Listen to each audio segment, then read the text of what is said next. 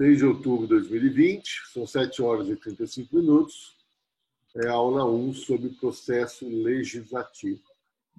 Gente, essa primeira aula, que eu vou falar das espécies legislativas e do processo legislativo, tá? Eu queria... ficou ruim assim, né? Eu queria tratar de conceitos básicos com vocês, tá? Para depois nós falarmos das espécies legislativas propriamente ditas, tá? Presta atenção. O ordenamento jurídico, tá? Eu fiz esse slide aqui, ó. Não sei se ele ficou muito legal, não sei se ele vai ser bom para vocês, depois vocês me digam, tá? Então eu coloquei aqui, ó. Isso tudo que está em azul aqui é o sistema social, ok? É como se fosse a nossa sociedade. Porque o que acontece, gente? Vejam só. Aqui em vermelho eu vou ter o sistema jurídico. Então, o direito ou o sistema jurídico, ele é composto por uma... Porque, gente, eu não tenho muito tempo para falar isso para vocês aqui agora, mas existe uma teoria, porque quando a gente fala em sociedade, vocês aprenderam lá atrás, um grupo de pessoas vivendo no mesmo território, que interagem, que tem às vezes as línguas, né? Que tem os mesmos costumes. Né? Existe um conceito novo de sociedade que fala que sociedade é linguagem. Que a sociedade, na verdade, só há sociedade onde há linguagem. Que a sociedade seria um intrincado sistema linguístico, tá? Eu não tenho muito tempo para falar isso para vocês, os pormenores, tá? Lá no sétimo semestre, se eu for dar o direito constitucional com vocês, eu vou voltar nesse assunto, tá? Mas só para dar um exemplo para vocês, teve uma vez, em 2018, eu estava viajando com meu pai para o Líbano, eu estava lá numa vila no norte do Líbano, no meio das montanhas, lá, isolado. Eu estava lá na casa dos meus primos, lá, fazendo um churrasco, tal, não sei o quê. E o pessoal estava conversando tudo em árabe, eu não falo muito bem o árabe, então eu fiquei meio isolado da conversa. Mas eu estava com o meu celular na mão. E com o meu celular na mão, era domingo, chegou a notícia para mim do que o Lula havia sido solto. Aí pronto, né? As redes sociais começaram a ferver, não sei se vocês se lembram esse domingo. E aí o pessoal começou a discutir, não, que não pode soltar, que é absurdo, que começou a discutir. E eu comecei a interagir. Comecei a perguntar para meus amigos, conversar com meus amigos e comecei a interagir. Ninguém sabia que eu estava lá nas montanhas do Líbano, entendeu?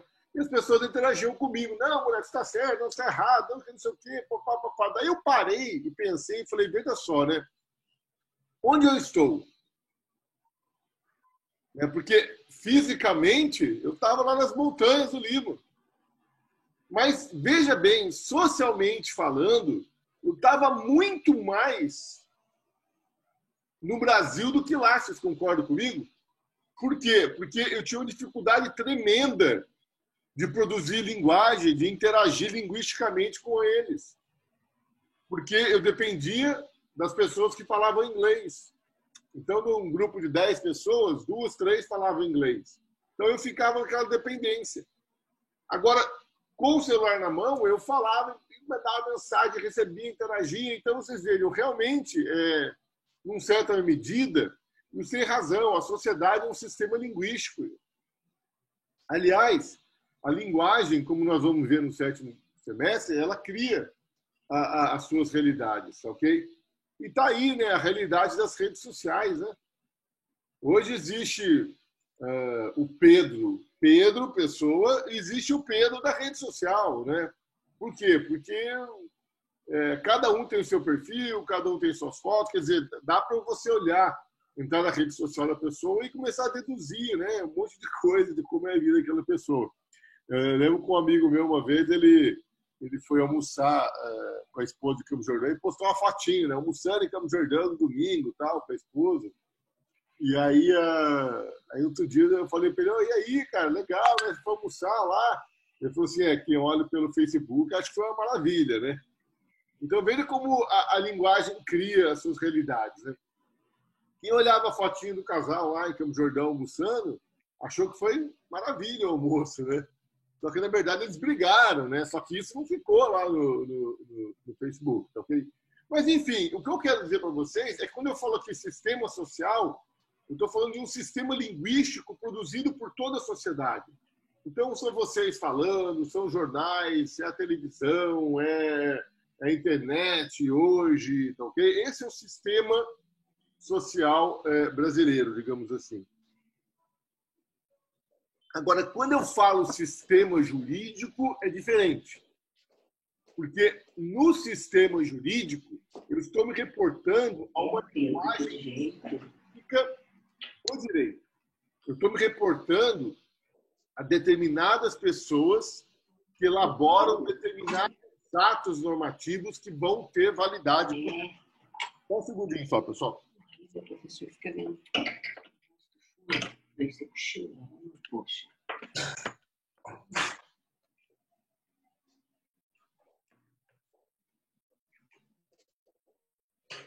Acorda, tá cochilando. Acordado. Quando eu falo de sistema jurídico, eu vou estar falando de atos jurídicos, ok? Produzido por... E aí eu vou complementar para você aqui. No sistema jurídico, eu sempre vou ter uma pessoa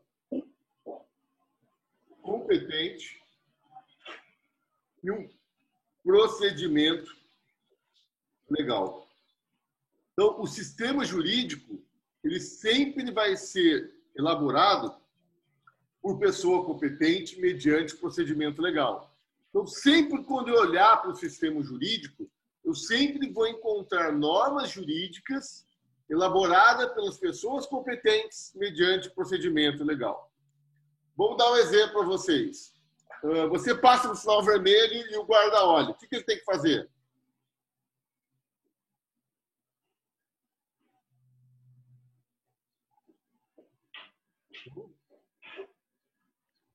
A gente tem que parar, né, professor? Parar? Não, você vai embora. Ele vai te multar. Você tem que me multar, não tem? Quem respondeu isso? Maria, Eu, né? Maria Clara. Maria Clara, ele tem que me multar, não tem? Sei que ele parou. Não. A pergunta que eu entendi ao contrário, professor. Tá. Eu entendi Olha que você só. passa no sinal vermelho e o guarda... Tá. Vamos imaginar o seguinte. Tá a Maria Clara e o guarda na esquina. Aí, na hora que o guarda olha para o celular dele, eu passo no sinal vermelho. Quem viu eu passando no sinal vermelho? A Maria Clara. Câmera. Eu, A Maria Clara, percebe? O guarda não viu. A Maria Clara pode me multar? Não. Por quê? Porque ela não é pessoa competente. Na hora que eu estiver passando, você vai dar uma cotovelada no guarda, o professor Murado passando no sinal vermelho. Aí o guarda olhar assim e ver, nossa, é mesmo. Aí o guarda é pessoa competente. Como é que vai fazer para ele me multar? Tirar o talão de multa, né? E tem que preencher aquele talão. Ou seja, ele tem que fazer o procedimento legal. Senão, ele não pode me multar. Estão entendendo? Então, além de eu ser pessoa competente, eu tenho que Vai pra frente, Pedro. respeitar o procedimento legal. O professor tá falando. Entendeu, gente? Importante, tá aqui, tô escutando. entendi, professor. Vamos lá. Professor, tem alguém com o áudio ligado aí? Tá É o Pedro Henrique. Pede para o Pedro Henrique, por favor, professor. O Pedro Henrique. Desliguei, gente. Tem. Pronto, já desligou já. Então vamos lá. Vocês entenderam? Então, olha só, o sistema jurídico, tá? Ele é composto de uma linguagem que estabelece normas jurídicas, só que essas normas jurídicas, elas só podem ser introduzidas nesse sistema mediante sujeito competente e mediante procedimento legal. Se quem introduzir a norma no sistema não for a pessoa competente, ou se for a pessoa competente, ela não respeitar o procedimento legal, então aquela norma vai ser nula. Tudo bem? Sim ou não? Alguma dúvida? Sim, professor. Beleza. Agora, presta bastante atenção no que eu vou dizer para vocês aqui. Ó. A gente não pode confundir as normas introduzidas no sistema, porque como é que faz para a norma ser introduzida no sistema? Eu vou precisar de um veículo introdutor de normas, ou que também se chama de fonte formal. Eu estou fazendo uma alegoria aqui para vocês, estou chamando isso aqui de barco. Então, o barquinho, ele vai estar no depósito de carga dele, ele vai estar recheado de normas jurídicas. E quando esse barco ele é introduzido no sistema jurídico, na verdade, esse barco ele vai introduzir normas no sistema jurídico. Só que vocês não podem confundir a norma introduzida com o veículo introdutor. Não sei se está sendo claro para vocês. Estão me entendendo? Por exemplo, a multa número tal. Aquilo é o veículo introdutor. Qual norma que ela introduziu? O Ricardo Murad foi multado no dia tal para passar no sinal vermelho. Estão me entendendo? Então, as normas jurídicas, elas entram no ordenamento jurídico, elas entram no sistema jurídico sempre através de um veículo introdutor. E esse veículo introdutor, ele vai ser elaborado mediante procedimento. Tem um procedimento para a sua elaboração. Então, quando eu falo de espécies legislativas, eu estou falando dos tipos de leis, tá? Porque no Brasil existem vários tipos de leis que preenchem, tá, o princípio da legalidade. Gente, o que é mesmo o princípio da legalidade?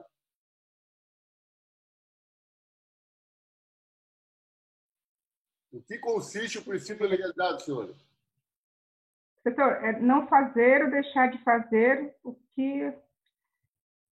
Não existe pena sem lei anterior, não existe crime sem... Isso tudo que vocês estão me dando são exemplos. Agora eu quero saber o seguinte: no que consiste o princípio da legalidade? Que eu ensinei para vocês. Não devemos fazer ou deixar de fazer. Então, isso que me preocupa, entendeu? Porque eu já falei disso pelo menos em 2 ou 3 aulas para vocês. Eu estou pedindo para vocês repetirem, vocês não sabem me repetir. E esse é um conceito fundamental.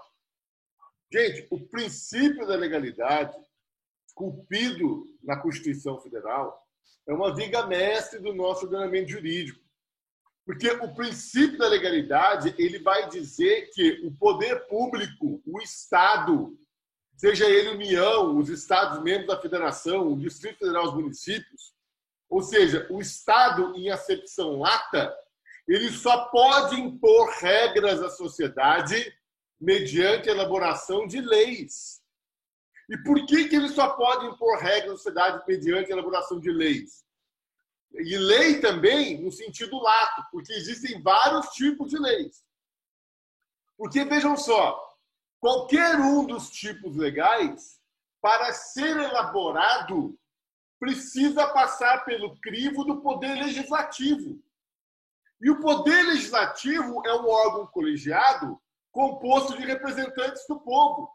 E aí eu consigo concretizar o princípio da democracia representativa. Gente, esse raciocínio que eu fiz com vocês agora, isso está na cabeça de vocês, meu. Isso aí precisa estar na mente de vocês. Tá?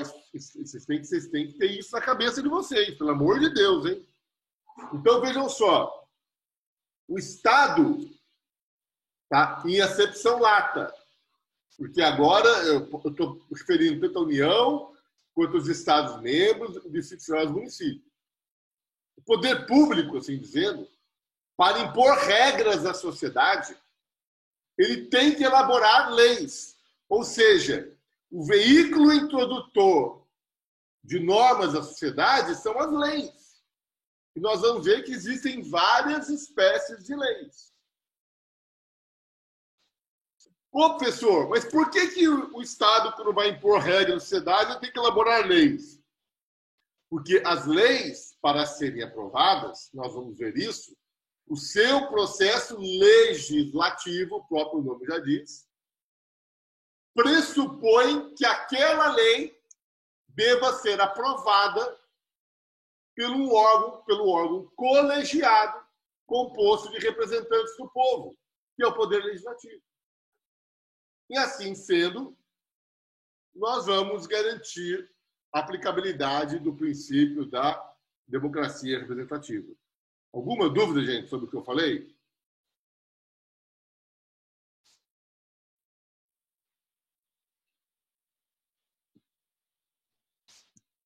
Tudo bem? Então, presta bastante atenção nisso, tá?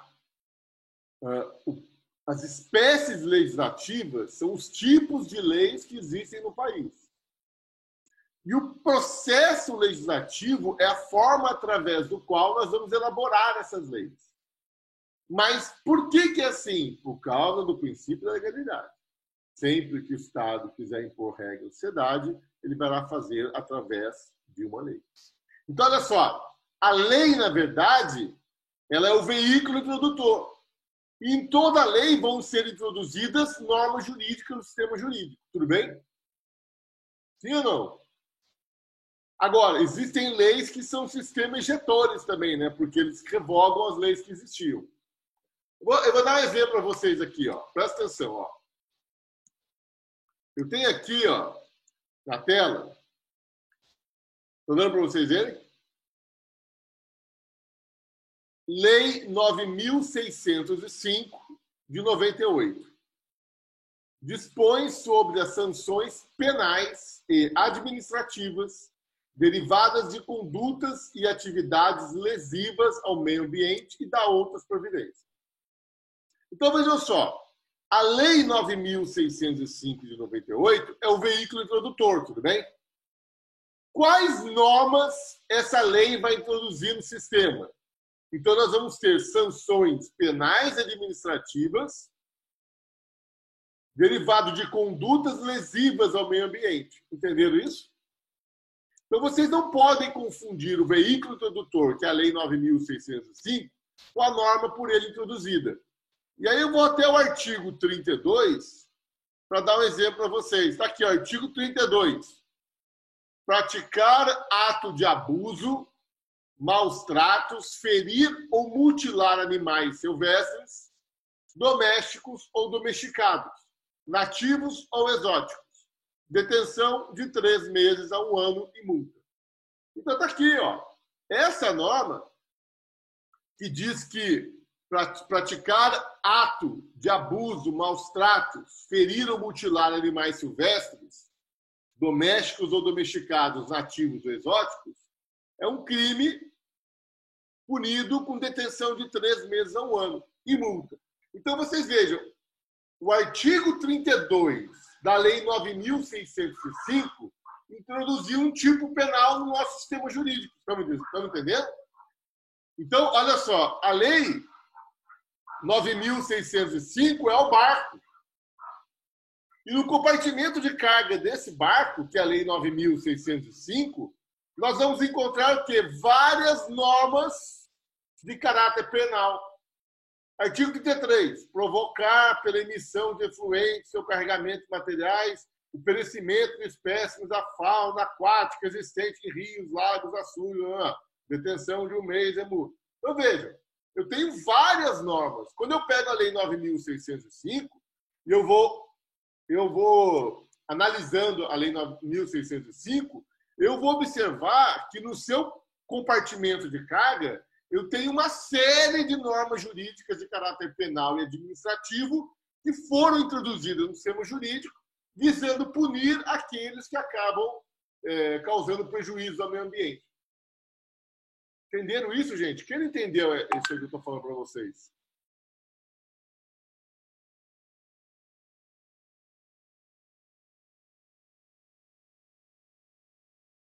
Tudo bem? Entendi, professor. Agora veja só que interessante, tá? Olha, aí eu quero que vocês prestem atenção, porque essa técnica legislativa aqui ela é muito comum e muito empregada no Brasil, ok? Olha só, a Lei 9.605 introduziu no ordenamento jurídico uma série de normas jurídicas penais, em especial essa aqui do artigo 32 que eu li para vocês, que vai punir com crime de detenção, com pena de detenção de 3 meses a 1 ano, praticar abuso e maus tratos ou ferir animais silvestres, domésticos e tal. Agora, olha só, em 29 de setembro de 2020, ou seja, alguns dias atrás, foi publicada a Lei 14.064. O que é essa Lei 14.064? Ela altera a Lei 9.605. Então, um suquinho também, por favor. Ela altera a Lei 9.605. Então, olha como que é, ó, Lei 14.000, artigo 1º, esta lei altera a Lei 9.605 para aumentar as penas combinadas ao crime de maus tratos aos animais quando se tratar de cão e gato. O artigo 32 da Lei 9.605 passa a vigorar acrescido do parágrafo 1º-A. Quando se tratar de cão ou gato, a pena para as condutas descritas no caput desse artigo será de reclusão de 2 a 5 anos, multa e proibição da guarda. Estão entendendo? Então, olha só. A Lei 9.605 introduziu uma norma penal no sistema. Aí veio a Lei 14.064 e alterou aquela norma que havia sido introduzida na 9.605. Porque agora ela vai penalizar de uma forma mais severa aqueles que maltratam cães e gatos. Estão entendendo? Alguém tem alguma dúvida quanto a isso? Ninguém quer fazer nenhuma pergunta? Por enquanto, tudo tranquilo aqui, professor. Deu para entender de boa. Tá, beleza. Então, presta atenção. Se a gente olhar o artigo 59 da Constituição Federal, lá no artigo 59 da Constituição Federal vai estar prescrito assim: o processo legislativo compreende a elaboração de 1. Emendas à Constituição. Gente, o que é emendas à Constituição? As emendas à Constituição, elas vão alterar ou elas vão acrescentar normas ao texto da Constituição, tudo bem? Então, uma emenda à Constituição, ou ela altera o texto da Constituição Federal, daquela forma que eu acabei de mostrar para vocês, emenda constitucional número tal, o artigo tal da Constituição Federal passa a vigorar com a seguinte redação, e aí ela vai lá e pá. Então, veja só, a emenda constitucional, ela alterou o texto da Constituição. Ou então, a emenda à Constituição, ela pode revogar uma parte da Constituição. Ou então, a emenda à Constituição, ela pode acrescentar um dispositivo à Constituição Federal. Tudo bem? Então, emenda à Constituição é a forma legislativa que altera o texto da Constituição Federal. Tudo bem? E nós vamos estudar isso a fundo e nós vamos ver que emendar a Constituição é a forma mais trabalhosa que existe. Porque, gente, para elaborar as leis, eu preciso passar pelo crivo do processo legislativo. Então, nós vamos dizer que o processo legislativo é uma sequência de atos que vai culminar com a elaboração da lei. Agora, qual que é a espécie legislativa onde se exige mais para ela ser aprovada? É exatamente a emenda à Constituição, ok? Ela exige um quórum mais qualificado. Tudo é mais difícil. A espécie legislativa mais difícil de ser aprovada é a emenda à Constituição. Tudo bem? Depois, o artigo 59 da Constituição Federal ela vai prever 3 tipos de leis. Leis complementares, leis ordinárias e leis delegadas. Veja, lei complementar e lei ordinária, tá? Nós vamos estudar a fundo quais são as diferenças entre elas. Desde já, eu vou ensinar para vocês que a elaboração de uma lei ordinária ela é mais simples que a elaboração de uma lei complementar. Por quê? Porque para elaborar uma lei complementar, o seu texto tem que ser aprovado pela maioria absoluta dos membros da Casa Legislativa. E para aprovar uma lei ordinária, basta aprovação pela maioria simples. Vocês sabem qual é a diferença entre maioria absoluta e maioria simples? A maioria absoluta é a maioria do número de membros da Casa Legislativa. E a maioria simples é a maioria do número de presentes na sessão legislativa. Então, eu vou dar um exemplo para vocês. No quarto B, existem 30 alunos matriculados. Melhor, existem, vamos supor, 40 alunos matriculados. Então, a maioria absoluta é 21. Percebe? Porque se no quarto B tem 40 alunos, a maioria absoluta é a maioria do número de alunos matriculados. Então, 21. Agora, hoje, por exemplo, estão presentes na aula 26 alunos. Qual que é a maioria simples? É a maioria do número de presentes. 26 dividido por 2, 13. Mais 1, 14. Então, se eu quisesse aprovar uma lei hoje aqui no quarto B, por maioria simples, eu precisaria de 14 votos, porque tem 26 presentes. Se fosse por maioria absoluta, eu ia precisar de 21 votos. Entenderam? Na maioria absoluta, eu sempre tenho que ter a maioria do número de membros da Casa Legislativa. E na maioria simples, não. Basta a maioria do número de presentes da sessão legislativa que está sendo ocorrendo a votação. É que nem sempre todos os membros da Casa Legislativa estão presentes na sessão. Entenderam isso? Dúvidas? Então, existem outras diferenças entre lei complementar e lei ordinária. Mas logo de cara eu já quero explicar isso para vocês. Lei complementar e lei ordinária, o quórum de aprovação é diferente. Do ponto de vista formal, é essa a diferença. Porque a lei complementar exige maioria absoluta e a lei ordinária exige maioria simples. Gente, lei delegada. Lei delegada é interessante. Aliás, deixa eu fazer um adendo aqui para vocês. Olha só, o processo legislativo, tá, para a elaboração das leis, seja ela de qual espécie for, tá ok?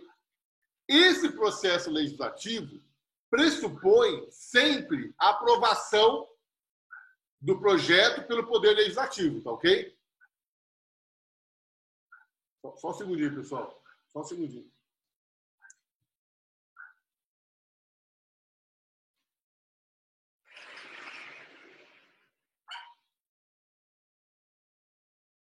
Então, olha só. A elaboração de uma lei pressupõe que essa lei seja aprovada pelo Poder Legislativo. Mas eu pergunto para vocês, o Poder Legislativo, ele vai participar do processo legislativo de elaboração das leis?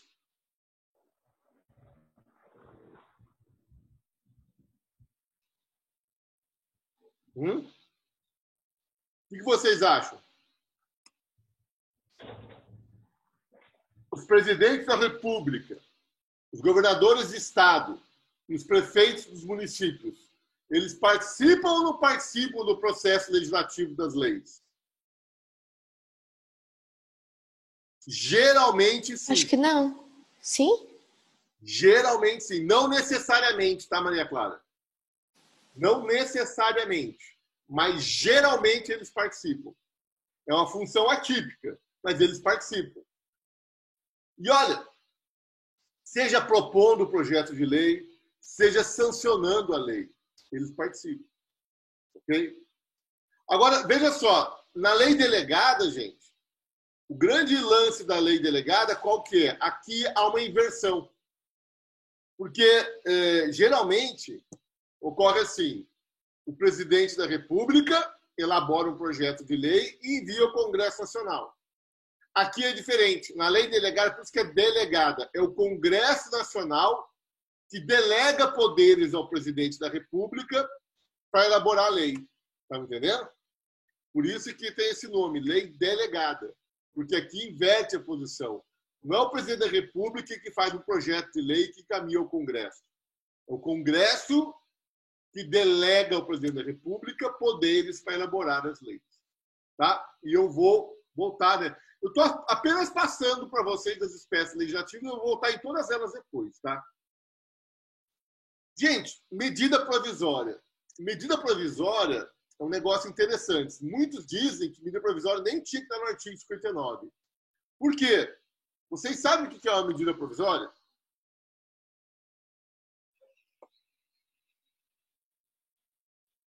Quem poderia me dizer o que é uma medida provisória? A medida provisória. Pode falar, pode falar. O que é a medida provisória? A medida provisória é alguma coisa como o próprio nome diz, provisório. Então, assim, equivale para um determinado tempo. Ela tem a data de começo e... Então, veja bem. Medida provisória é um ato do chefe do Poder Executivo, notadamente do presidente da República, que entra em vigor na data da sua publicação, que tem uma certa força de lei. Eu vou ensinar para vocês que dizer que medida provisória tem força de lei é um equívoco, porque medida provisória não tem toda a força de uma lei. A medida provisória tem uma certa força de lei, ok?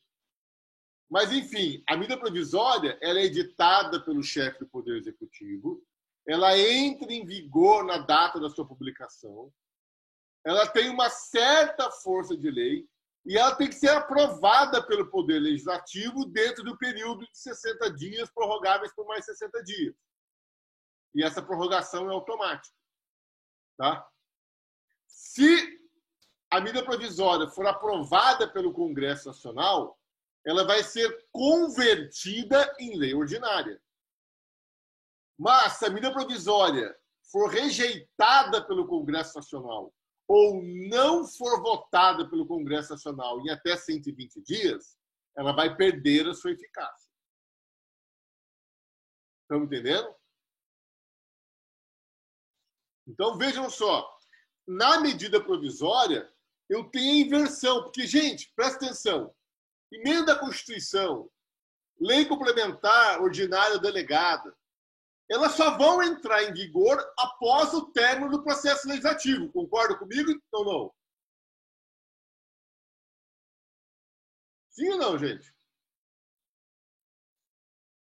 Um projeto de emenda à Constituição está sendo discutido no Congresso Nacional. Ele já entrou em vigor? Quando é que um projeto de emenda à Constituição pode entrar em vigor? Leonardo?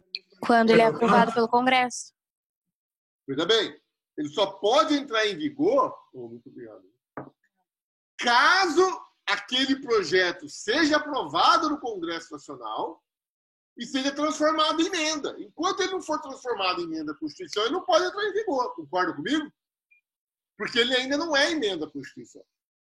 Então, isso acontece com o projeto de emenda à Constituição, isso acontece com os projetos de lei.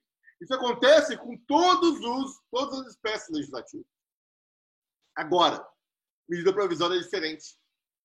Ela entra em vigor na data da sua publicação e é imediatamente remetida ao Poder Legislativo. E se o Congresso Nacional, em 120 dias, não votar a medida provisória ou rejeitar a medida provisória, então ela vai perder a sua eficácia. Agora, se o Congresso Nacional aprovar a medida provisória, então a medida provisória vai ser convertida em lei ordinária. Entenderam ou não?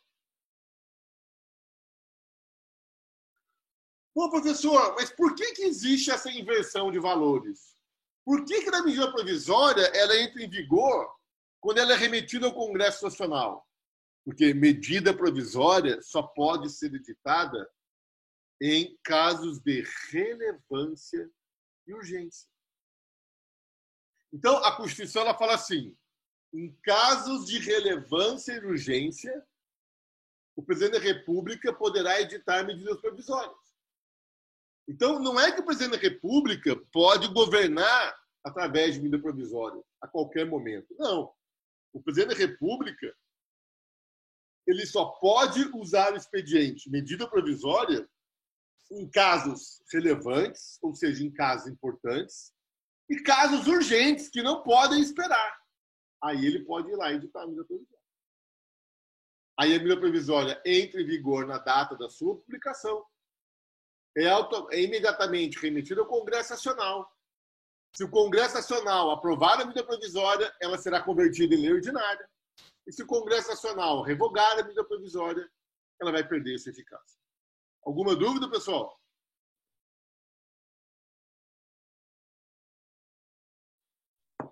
Professor, tem algum prazo determinado ou é variável?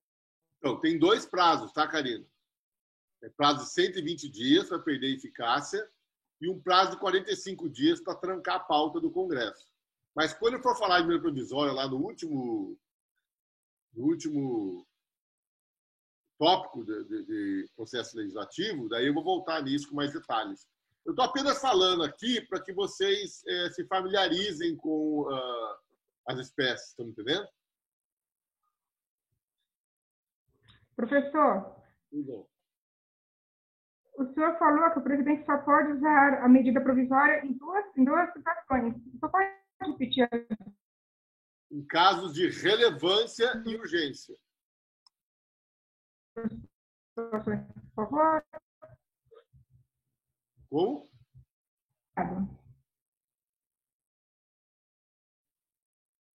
Estão me ouvindo, gente?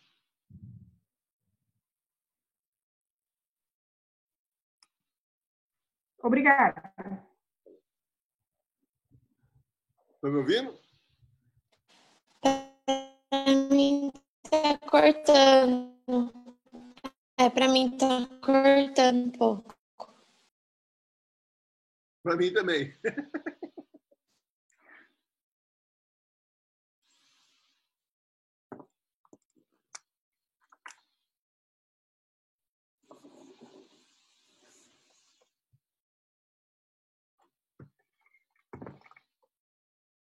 Estão me ouvindo, pessoal?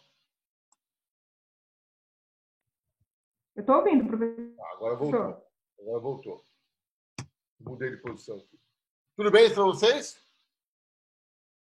Então, olha só. Aliás, gente, está aqui no artigo 62, tá, Sandra? Vou colocar aqui para você, ó. Em caso de relevância e urgência, o presidente da República poderá adotar medidas provisórias com força de lei, devendo submetê-las de imediato ao Congresso Nacional. Tá ok? Tudo bem, pessoal? Bom, então vamos lá. Agora, existem 2 espécies legislativas que eu não sei se vocês conhecem, tá? Que são os decretos legislativos e as resoluções. Presta atenção, gente. No decreto legislativo e nas resoluções, o Poder Executivo ele não participa. Não pode fazer nada. Okay? Decreto legislativo e resoluções, elas operam no âmbito do Poder Legislativo, tá ok? No âmbito do Congresso Nacional. Tá ok? E eu vou explicar isso para vocês lá. O decreto legislativo, matéria exclusiva do Congresso. E as resoluções, matéria exclusiva do Congresso, do Senado, da Câmara dos Deputados. Eu vou explicar isso com mais detalhe para vocês depois. Alguma dúvida?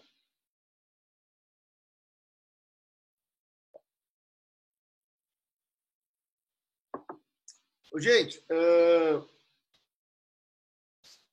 presta atenção aqui, ó, nessa questão aqui, ó. Esquece aqui, ó, decreto executivo, decreto legislativo, decreto-lei. Esquece isso aqui. Olha aqui embaixo aqui, ó. A Constituição Federal, ela vai prever as espécies legislativas. Tudo bem para vocês? Então, eu já mostrei isso para vocês, ó. Tá aqui, ó. Artigo 59 da Constituição, ela prevê as espécies legislativas. Emendas à Constituição, leis complementares, ordinárias e delegadas, medida provisória, decreto legislativo e resoluções. Essas são as espécies legislativas previstas na Constituição. Bom, perfeito. Agora, veja bem, para cada tipo de espécie legislativa, a Constituição vai estabelecer quais são os critérios que devem ser obedecidos no processo legislativo daquela espécie. Vocês estão me entendendo? Então, vou dar um exemplo para vocês. A Constituição diz que para uma emenda à Constituição ser aprovada, eu necessito do voto de 3/5 dos membros do Congresso Nacional. Ponto.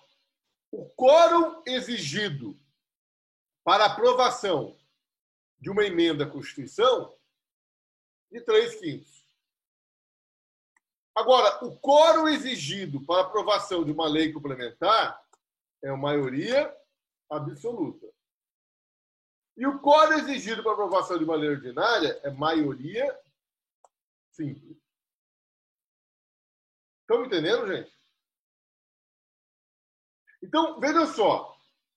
O que é o chamado processo legislativo constitucional?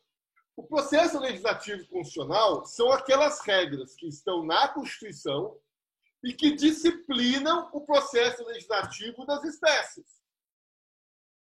Agora, vejam só. A Constituição, ela não é exaustiva. Porque quem estabelece, tintim por tintim, qual vai ser o processo legislativo das espécies é o regimento interno das casas. Está vendo aqui? Ó? Então, eu vou ter o regimento, por exemplo, na União, eu vou ter o regimento interno do Congresso Nacional, da Câmara dos Deputados e do Senado Federal. Nos estados, eu vou ter o regimento interno das Assembleias Legislativas. E nos municípios, eu tenho o regimento interno das câmaras municipais. Então, vejam só, se os senhores quiserem fazer um estudo detalhado e aprofundado das espécies legislativas, vocês devem mergulhar no regimento interno. Vocês devem ir ao regimento interno das espécies legislativas, lá das casas legislativas, e analisar o regimento interno. Como é que funciona a elaboração das leis do município de Taubaté? Vá até o regimento interno da Câmara Municipal do município de Taubaté. Agora, esse regimento interno das casas legislativas, ele deve obedecer o processo legislativo constitucional, que é o que eu vou tratar com vocês aqui. Eu não tenho tempo aqui para ficar falando para vocês das minúcias do processo legislativo que estão no regimento interno das casas legislativas.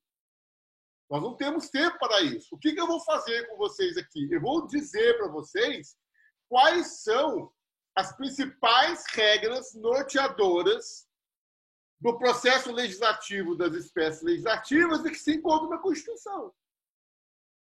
Tudo bem? Então, professor, eu quero saber como é que faz para elaborar uma lei ordinária no âmbito do Estado de São Paulo. Vá lá no site da Assembleia Legislativa do Estado de São Paulo, baixe lá o regimento interno e lá você vai ver. Agora, o regimento interno da Assembleia Legislativa do Estado de São Paulo tem que obedecer às regras do processo legislativo que estão na Constituição. Porque, gente, o processo legislativo é uma sequência de atos que vai culminar com a elaboração daquele tipo de lei. Quem estabelece como é que se dá essa sequência de atos são os regimentos internos. Agora, a Constituição Federal vai estabelecer as regras massas, vai estabelecer as vigas mestres desse procedimento. Estão me entendendo? Sim ou não?